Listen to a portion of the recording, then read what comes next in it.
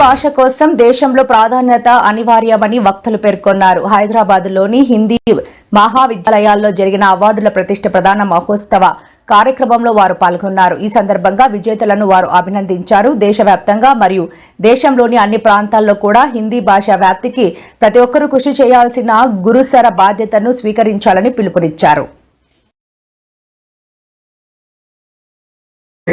మరి సామాజిక ఉద్యమాలు అనేకమై ఈరోజు ప్రభుత్వ ప్రెసిడెంట్గా ఉన్నటువంటి బాలకోట గారిని సందేశించవలసి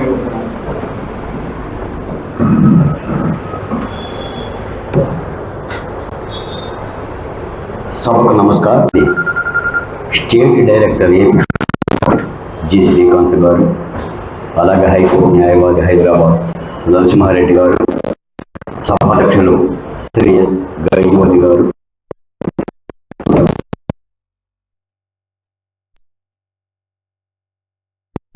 రాజశేఖర్ గారు, ఎన్ఆర్ఎస్ఎల్, అలాగే స్టేట్ కన్వీనర్ ఇంతియాజ్ గారు, హాజ్ కరీం గారు ఇత్యాది ప్రముఖులందరూ కూడా నన్ను సభకు ఆహ్వానించినందుకు కృతజ్ఞతలు.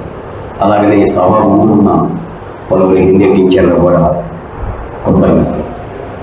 మిత్రులారా, నేను AP social welfare board chairman, మేరా నామ్ బాలకోటయ్య. మీరందరూ మీ అందరికీ నేను సుపరిచితం. ప్రజారాజధాని అమరావతి ఉద్యమంలో ఇప్పుడు ఏపీ సోషల్ వెల్ఫేర్ బోర్డుగా నిత్యం 24/7 టీవీ ఛానల్లో కనిపిస్తూ ఉంటుంటారు. నా అహంకారాలు, నా అహంకారాలు, నా హావభావాలు, నా పిడిగొద్దులు, చప్పట్లు, ధ్వనులు, భాగద్వేషాలు, అసమానతలు, వరదడులు, ఆవేదనలు, కర్తాల ధ్వనులు ఇవన్నీ 6 ఏళ్ళుగా ఈ రాష్ట్రంలో వినిపిస్తున్నవాడిని. దళిత బహుజన కులాల క్రింది కులానికి సంబంధించిన వ్యక్తి. ఈ సందర్భంగా మీకు ఒక మాట చెప్పాలి.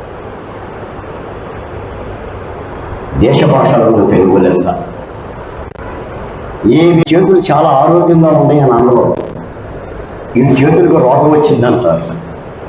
తల లావుగా ఉందనుకోండి, ఇతని తల చాలా బరువుగా ఉంది, ఎక్కువ వెయిటేజ్ ఉందని అనరు. తలకి ఏదో జబ్బు చేసిందంటారు. ఈ ప్రపంచంలో బతకాలంటే అన్ని భాషల మీద పట్టు సాధించాల్సిందే. ఇది ఉద్యోగం కోసం మాత్రమే కాదు.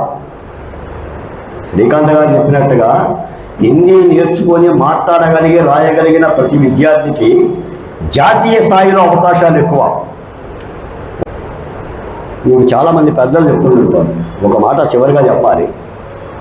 అందరం అమెరికా పోతున్నాం. ఆ మధ్య అమెరికా అంటే ఒక ఫ్యాషన్.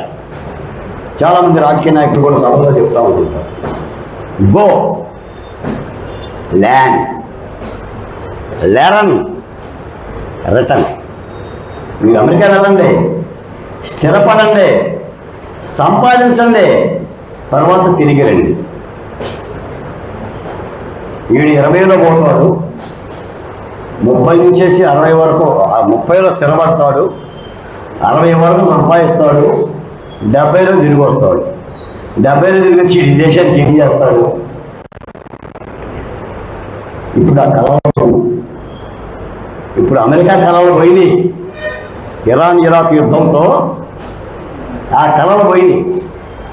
ప్రపంచంలో ఏది జరిగినా కూడా పిడుగుల్లో మన నెత్తినే పడుతుంటుంటుంది. అందుకని జాతీయ భాష అవసరం. జాతీయ భాష నేర్చుకుంటే అవకాశాలు మెండు. రాష్ట్రీయ భాషతో పాటు జాతీయ భాష పరిణతి కూడా ఉండాలి. తప్పనిసరి ఈ కృషిని చెయ్యాలి.